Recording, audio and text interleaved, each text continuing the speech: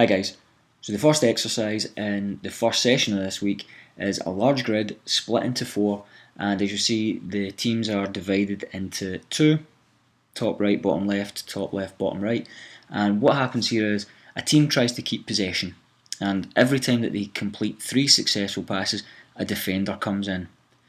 Another 3 passes, another defender comes in, and in this situation we are just going left and right. So these 2 teams will defend against each other, these 2 teams will defend against each other.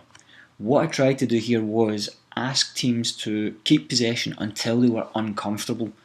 When they became uncomfortable, they could pass to their team on the diagonal opposite box. If the defender was to win the ball, they could pass to their teammates here, or they could pass back to their home box, and then everyone transitions across. The progression to this one made it a little more difficult for the team in possession, so that they weren't just defending against one box all the time. The team across from them could also come in and defend. So 3 passes, it could be 1 player from here, next 3 passes, 1 player from here. For the progression, I also said that one of the players from this box could go in and help keep possession. Again, I was trying to get teams or players within each team to become more uncomfortable, and I kept on using the phrase be comfortable being uncomfortable throughout the season. The second part is dead easy. In a large box, it was a possession game. 2 ways to score. If your team intercepted the ball, all you had to do was keep possession for 6 seconds. That was it. If your team intercepted the ball within that 6 seconds of the other team getting it, you got a point. You could also get a second point if you then went on to keep possession for 6 seconds. So intercept within 6 seconds, 1 point. Keep the ball after that interception for 6 seconds, that's 2 points. This game saw teams play possession in the middle area, and when you could, there was no pass limit, there was no time limit, when you could play the ball through for a player to run in and go through on goal, you could do that. Teams could score in either goal. I did progress this on to give each team 1 target to work towards, and then that progressed to an open game. This one I've used a number of times throughout the season, and I just want it to be sharper and sharper and sharper each time. So the ball getting played in, players turn to play it diagonally opposite, these 2 players need to switch footballs, and then the ball comes back down the line, followed by a sprint. A third and a fourth ball were all also added in when the players got good rhythm, good timing. Now, whilst there's no direct opposition here, I did ask the players in the middle to go back to back. Use that player to push off, use that player as a bit of traffic to get around. And also I was asking these guys here, eyes up, make eye contact, and make sure that the footballs when they're passing don't hit.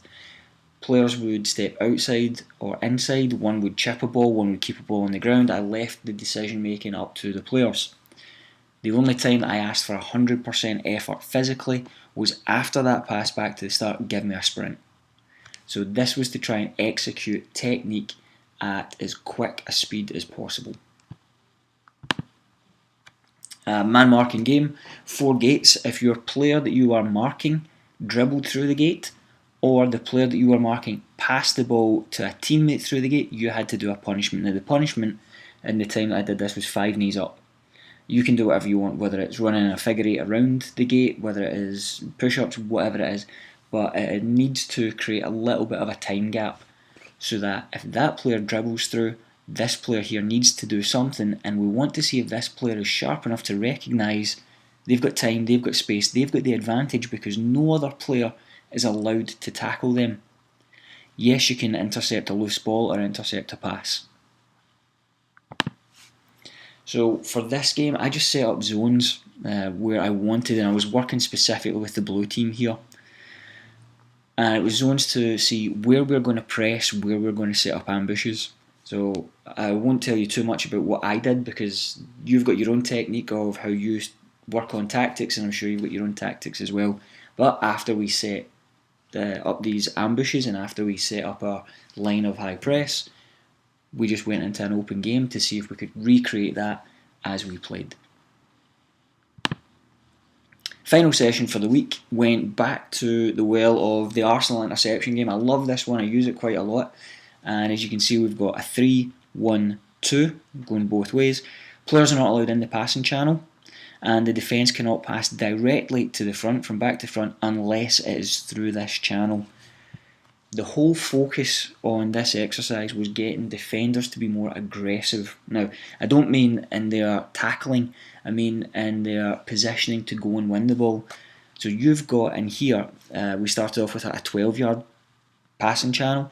So it was at least 12 yards that the defender could position himself, see the ball moving, and I was wanting them to be aggressive and step forward, get in, win the ball, and then go and join that player in the middle to make it a 2v1.